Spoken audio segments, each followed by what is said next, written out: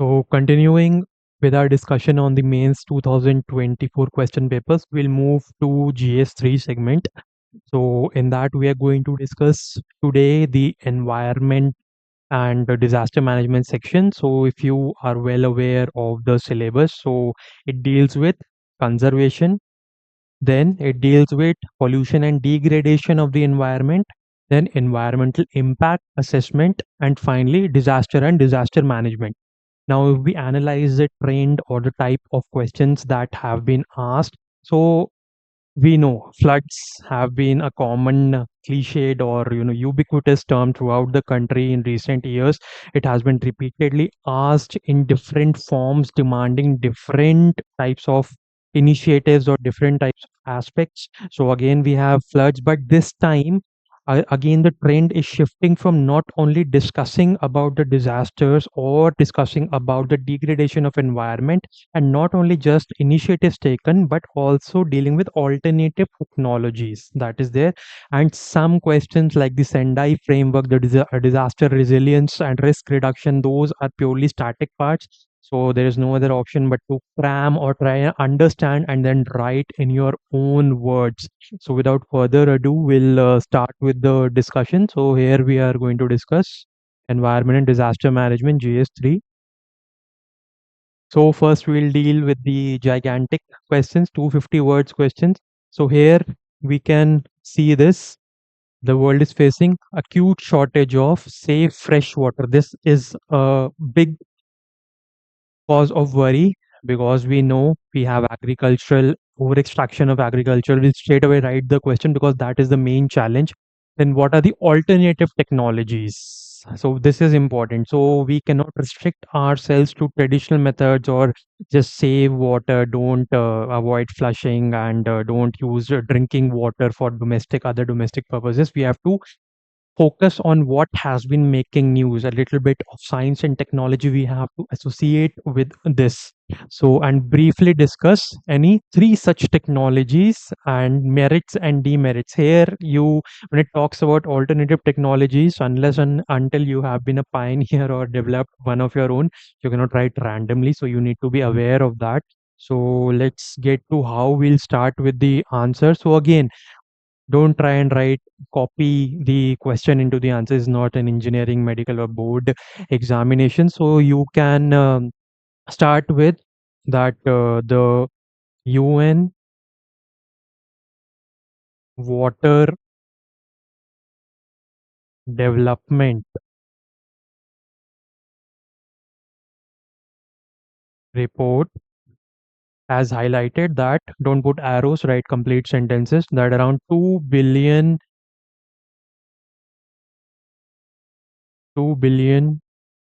people worldwide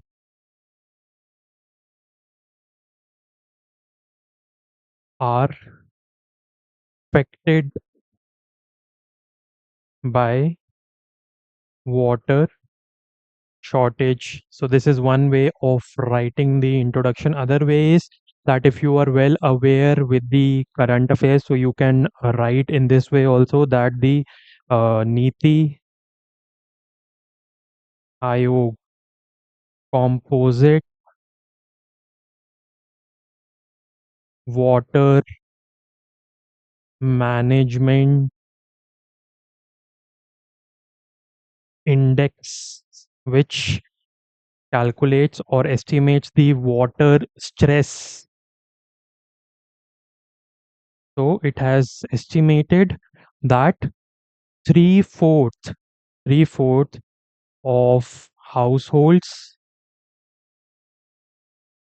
they have lack of access to potable or drinking water, and 82% of rural households, they have lack of access to piped water to their houses. So this is again. Then one thing is that in 250 words question, and especially which are combining the environmental part, the geographical part with the human part, physical and human part. So in that you can try continue with the introduction, talk about a more. So just instead of directly starting with the next part, the first part of the body of the answer, starting with the technologies what have been developed, so you can connect in this way that over exploitation of groundwater, the rapid melting of ice caps, then extensive extraction of groundwater for irrigation purposes, combined with climate change, have made it imperative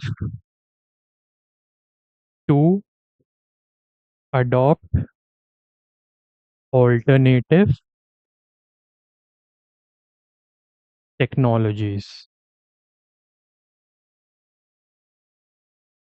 right? So the transition to the body, start of the body will not seem abrupt. So you can start, like there's plenty of examples. First, the point which comes to our mind is desalination. If you know the examples good enough, so there is a Sorek plant in Israel, which contributes significant proportion of domestic water needs. So there's a scientific this applies reverse osmosis. So then you have to we revisit the question again. So you have to discuss the technologies and then citing their merits and demerits. So either you can do it in the table form, like you can write the technology, then desalination, then other rainwater harvesting and photocatalytic conversion, or other which come to your mind, the fog harvesting, etc., wastewater, grey water recycling treatment. Then you can make a column for merits and demerits, or you can write in this way, just continue. So merits is that seawater, there is plentiful seawater, so it is easily accessible. Okay. Then coastal areas will greatly benefit for whatever seawater intrusion. The seawater is inundating the land because of sea level rise. So that is there. So in demerit, the upfront cost of installation is a hindrance. And then finally, one of the demerits is the release of brine, concentrated salt solution, because if we are extracting, if initially these water molecules are there, and these are the salt particles, so in reverse osmosis we are extracting the water and we are separating the salt. So where will be the salt will be released into the sea water. So there also, even in the lakes or the lagoons or the coastal areas, the excess release of brine will not only impact the environment but also the biodiversity, the great biodiversity in the species and other. Okay. Then second technology,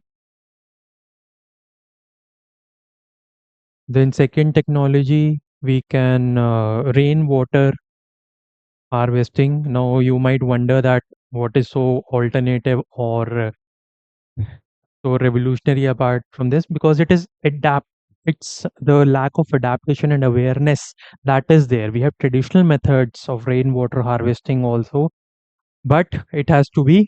So you can give an example of Tamil Nadu, you can give an example of Chandigarh, that have made it mandatory for the house and developed integrated structures for rainwater harvesting. And then the merits is obviously the structure. You can construct the underground water tanks, you can divert it, you can construct it in homes. The construction process can be there, and incentives are given, and it can also help in reducing the runoff because the excess rainwater can be collected. So reducing storm water or rainwater runoff. Then demerits, again lack of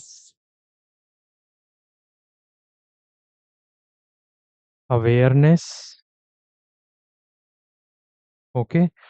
And again cost issues of installation. And then we have old buildings which cannot accommodate these structures, congested areas which cannot cannot be made feasible for adopting these. Okay. Then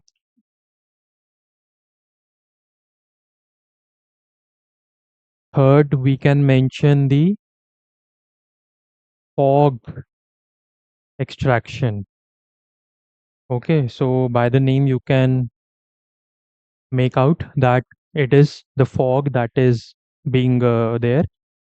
So that is being condensed, the water droplets which are already hanging. So they are being extracted. So there is this Dar Si Hamad in Morocco. So again, we can write the merits that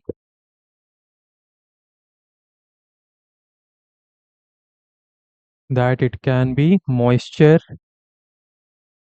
is ignored, it is easily available, and low cost, and it will also lead less environmental footprint. One or another demerit you can mention in the desalination plants is that a lot of energy is consumed in the reverse osmosis process. So that is there, and demerits that it is highly dependent on weather patterns. Like, so you need to have inversion, temperature inversion. Okay, so it is highly suitable for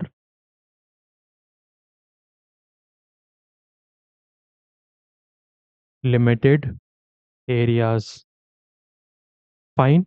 And if you want to add additional points, you have some other you can write about. There is this IIT Jodhpur. So there was already a technology known as the photocatalytic conversion process using UV technology. So those IIT in Western Rajasthan, there is this textile contamination of water through textiles is predominant. So they have made clay based photocatalytic conversion process. So the clay is baked under the rays of the sun, and combining this technology they have made. So then government has also, you might have heard of this Sujalam 2.0 technique. So it deals with the gray water management and recycling techniques. Fine. Grey water is the untreated water that is discharged from the households from various activities. Okay. Then there is this new water technology used in Singapore. So this also deals with treating grey water, wastewater through multiple techniques, combination of multiple techniques like microfiltration. Then we have UV rays, reverse osmosis. So these examples, and finally, as a conclusion, you can write that despite these challenges or these technologies, technologies combined with awareness, multi-stakeholder participation, and so forth, they are essential. You can add so that we don't keep that we don't reach a ground zero, day zero for the where the water becomes very scarce, they are used for household supply, right? So this is how you will attempt this answer. Then now, what is disaster resilience? This is a more kind of a static question, so you have to, how is it determined? Several parts describe various elements. So one, two, three also mention global targets of, so four parts. It's straightforward. You just need to remember, you need to recollect. Okay. So you can easily start with the definition: disaster resilience, the ability to withstand the shock, stress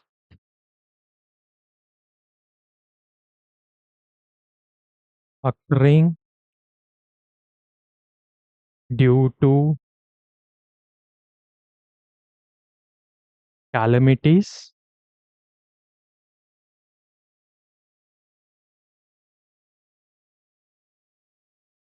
and then coping with its aftermath. Fine. So, in layman terms, you can write this work. It is all about bouncing back from a disaster on unforeseen circumstances. So, this is disaster resilience. Now, the second part is how it is determined. So,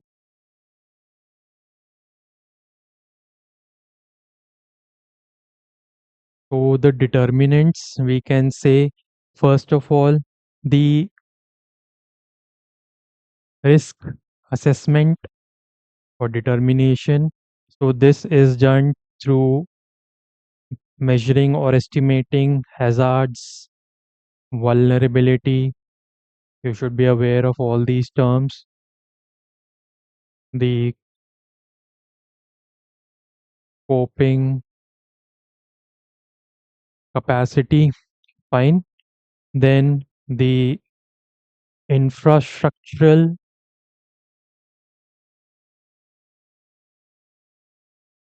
framework, it deals with the resilience or strength of infrastructure like roads, buildings, okay, all the capital assets. Then the social capacity, which deals with the networking and support sharing between individuals of community. Fine. Then another, the resource availability the technological, healthcare, finance to recuperate with the adverse situations. Then finally the adaptive capacity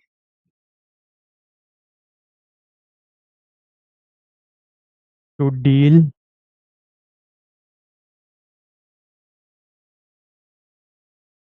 and mitigate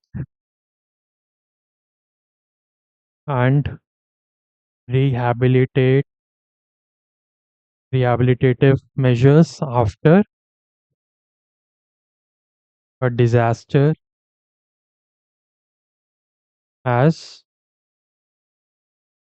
occurred. Fine. So these are the basic determinants of how the disaster resilience. Then we come to the next part. Next part is the elements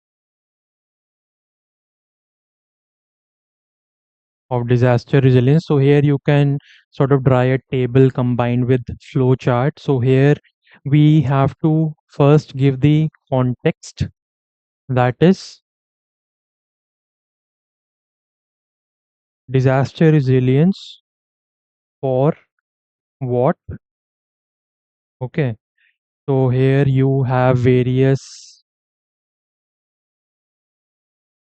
communities, organizations, social groups. So these are the categories or the groups for which we are preparing the disaster resilience structure. Fine. Then we have to identify the disturbances. So here, what,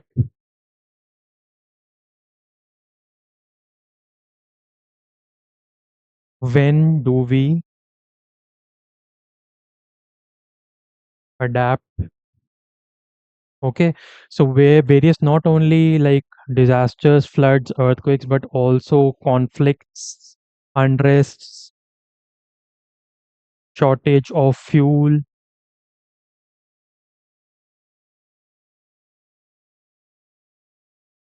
price rise. Okay, so for this, then we have to the effect,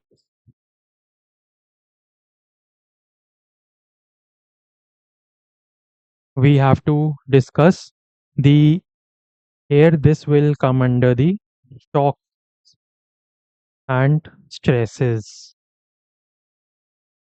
Okay, so here how will we respond? So the response has to be there. So this involves the sensitivity, adaptability.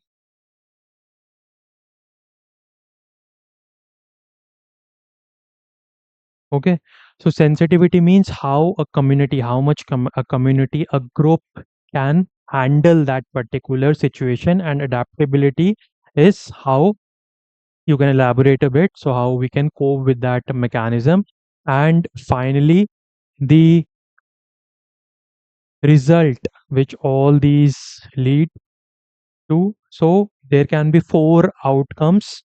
So bouncing back,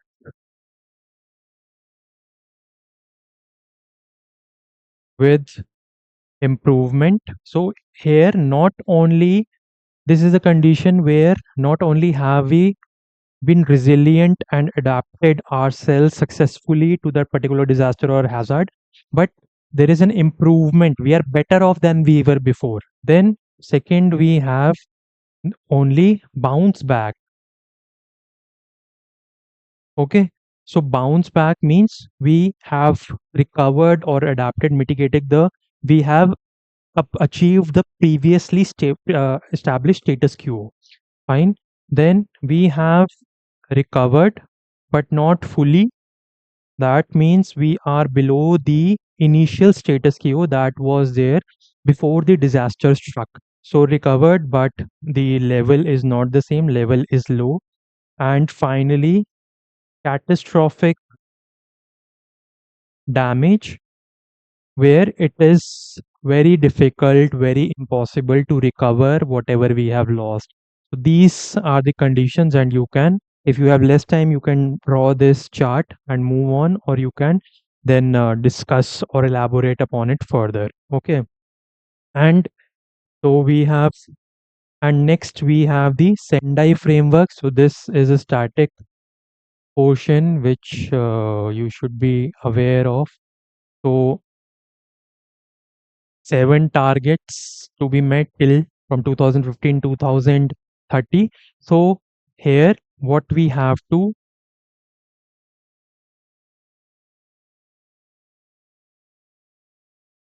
categorized the targets, reduce what we have to reduce. We have to reduce the mortality worldwide. Okay.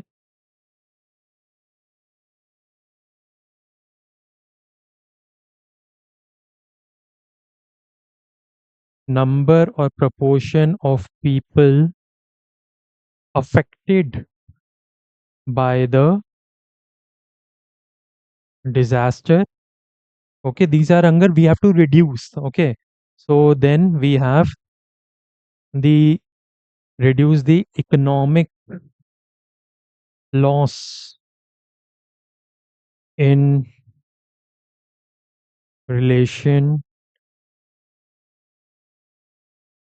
to GDP, and we have to reduce the damage to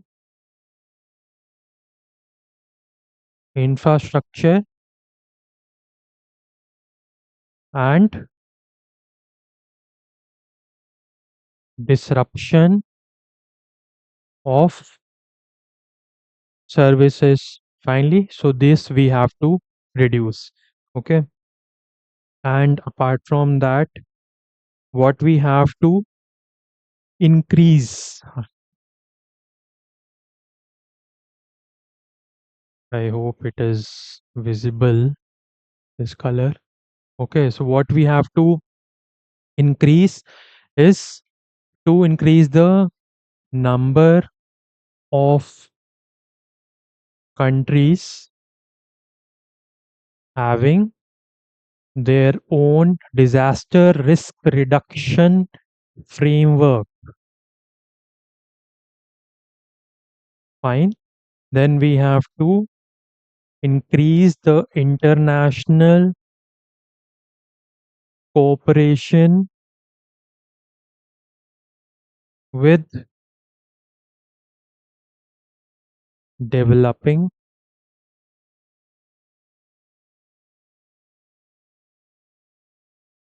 countries. Then what else? The increase of access to technologies like early forecasting to the various countries. And finally, in the conclusion, you can write not just the framework, not just we have to apply this knowledge theoretically, but we have to again for achieving the various sustainable development goals in order to provide for the future generations, in order to safeguard our future, you can write this conclusion. Okay. So next, flooding, of course, like we said, so flooding. So in urban areas, we are talking urban flooding where the drainage capacity is overwhelmed. Okay. Emerging climate-induced disaster, discuss the causes of this disaster. So we have to discuss causes. Okay, then we have to discuss two major floods and describe policies and frameworks in India. Okay, so we have we can include this with this. So 2 3 parts are there. So we can again start with this, that not a generalize, not just copying the question, the text of the question, but we can that start with that due to increasing human haphazard activities, due to increasing hazardous activities, haphazard urbanization, concretization, and climate change have worsened. We can use worsened the resilience or tolerance of urban areas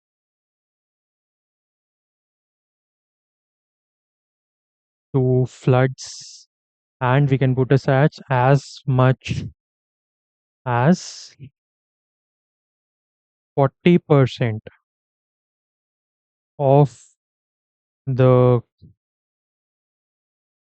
country's cities are prone to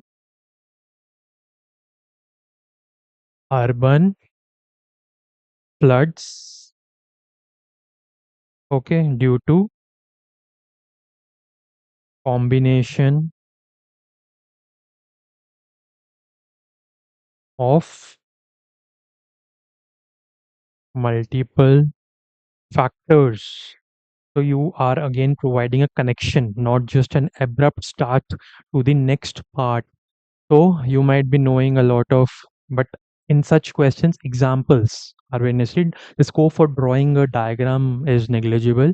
So first of all, the loss of lakes and wetlands, very common. Bengaluru, I have discussed in one of my lecture also, lakes like Bellandur. Okay, you can give an example, write one sentence in elaboration, then encroachment of floodplains. I hope I don't need to elaborate on this. Yamuna floodplains example. Okay, then inadequate or dilapidated, non-existent, old drainage systems. Example, Chennai. Okay, then haphazard urbanization. Mumbai floods not only due to climate change but also encroachment and diversion of water from Mithi River. Fine. Then climate change, we are seeing erratic events of high rainfall. Okay, so we can include various these snow this high rainfall. Either we can include Mumbai or we can include the this year Pune. Pune was also. Then we have the climate change. You can melting of glaciers or release of excess water from dams, glacial carving. This example is Lonak Lake, Sikkim. Okay, this was a highlighted example. Then we have to discuss the next part, the major floods. So you can write about the Chennai floods of 2015. You can write about Mumbai floods. Okay, so here approximately 900 100. This is, I think, 2005. So 9,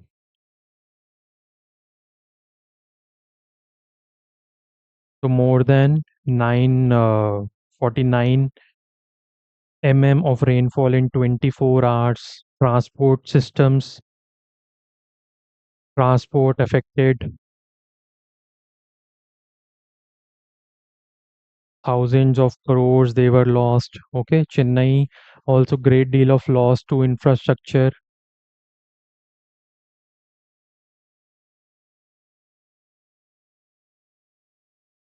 Some stats, if you remember, if here it encountered around more than 400 of rainfall in 24 hours. Fine. So these are the initial parts we have covered, two such major in the last 2 decades to describe policies and frameworks of India. So we have to discuss, we don't have to discuss the mitigation measures of our own, to discuss what government has been doing.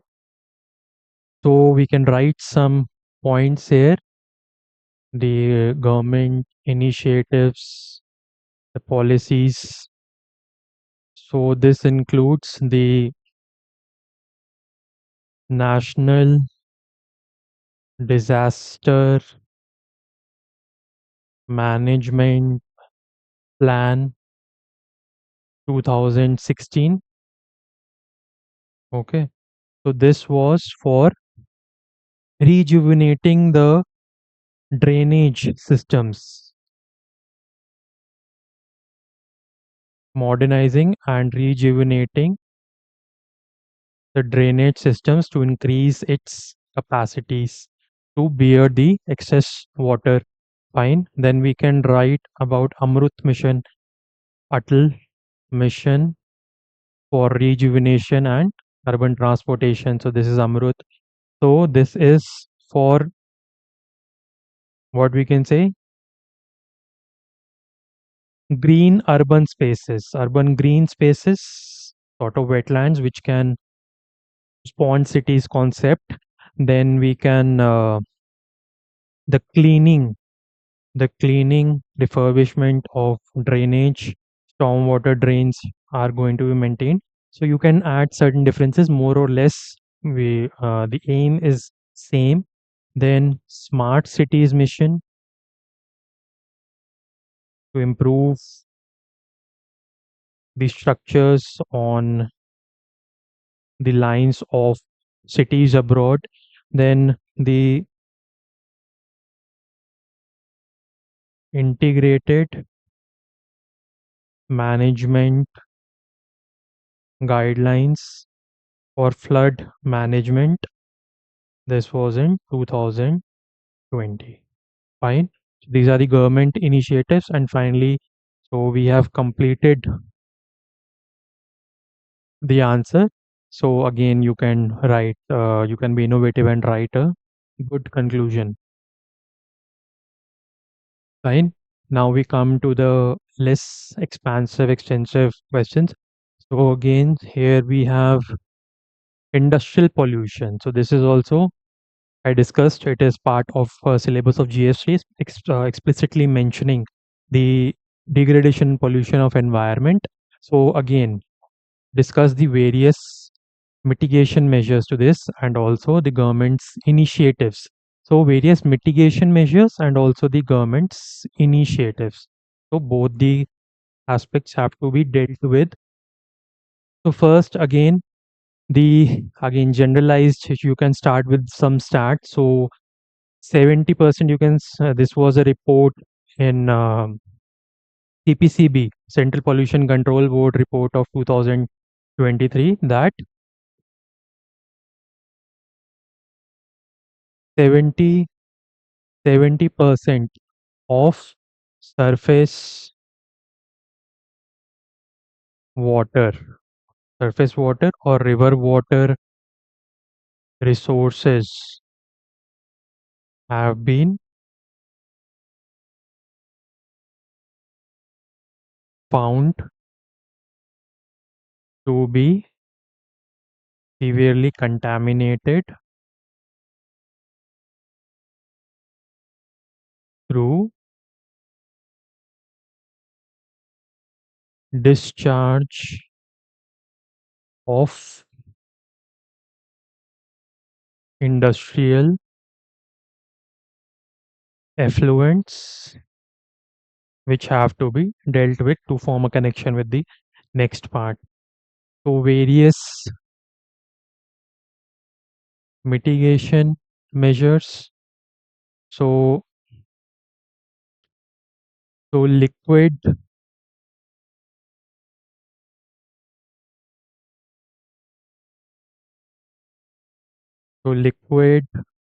zero disposal. No liquid disposal should be done by the industries. Okay, then the wastewater management. Okay, treating the effluents before being discharged. So this is another treatment. Then strict, instead of implementing more laws again different types of laws, strict implementation of rules and regulations and imposition imposition of fines. Okay, then we can also mention about the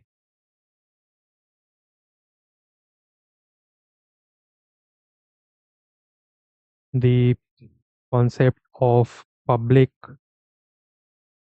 private partnerships, CSR, corporate social responsibilities.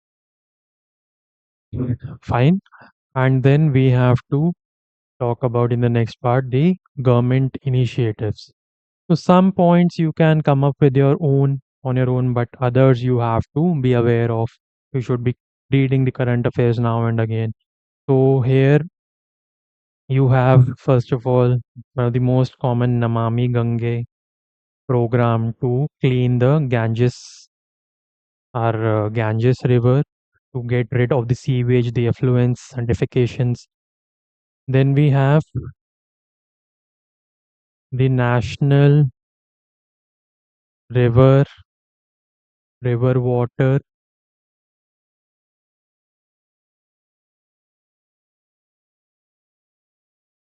Conservation Plan. So it aims at cleaning 32 rivers, major rivers of our country. Then the monitoring stations employed throughout the rivers. So 4,000 of these stations are there located throughout the country. Then Central Pollution Control Board plays a central or pivoting role in coordination with the various regulating agencies. Then we can also talk about this is the things. Okay, so if any other point comes to your mind, you can, and there's no need to add conclusion, or you can add one sentence and then get on with the with your next question. Okay, what role do environmental? Now this can be a tricky, more like if you have to show the examiner that you're aware of the surroundings, you're aware of the current happenings. So you, because you have to cite also given four examples. So this is also some examples. Knowing the examples is the central point. Okay, so you can start with this that NGOs,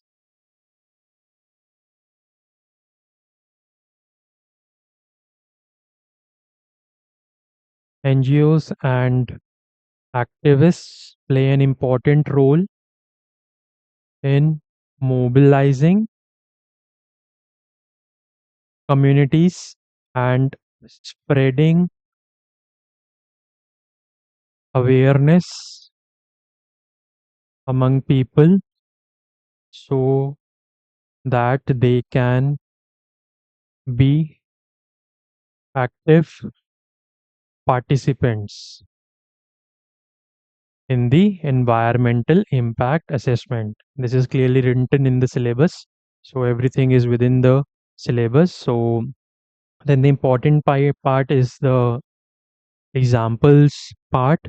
So you can write first of all about the PILs, the public interest litigations. So through litigations, they not only spread awareness, but they bring in legal measures. They bring in the role of courts to enforce those measures. So there was this Vedanta plant in Niyamgiri region, which was detrimental to the environment. So here the NGO groups came into picture. Then we can talk about public awareness and participation. So this Center for Science and Environment, or CSE, it plays a pivotal role in conducting research, reaching out to people who have been affected by the urbanization or infrastructural development. Okay, then scientific research. These are all components of EIA as well. So there is a international foundation, Greenpeace. Okay, so this was this Mahan coal block issue, which was protested against by this Greenpeace Foundation. Then you can write about the involvement of communities, coming together of communities. So you can talk about this POSCO, not POXO, Pohang Steel Company.